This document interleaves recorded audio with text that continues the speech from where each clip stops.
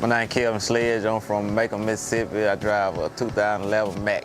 One of my friends came to Bennett and he said, he talked with me, and I was looking for a good company to come to, and he was telling me about it's a good company, they got good freight, they family oriented. And me and him both, we buy family, so we wanted to be in an environment that was more or less, just like us. It's the first company that I've, been involved with, and they use a tablet. So, I'm very familiar with a tablet, and the idea of me seeing the load that I'm choosing from versus me calling someone on the phone and saying, hey, this is all we got.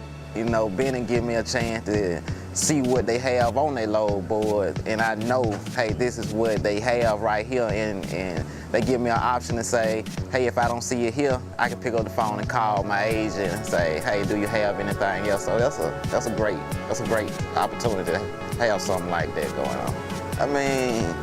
It's tough to be away from home, but you just gotta keep your mind on something positive.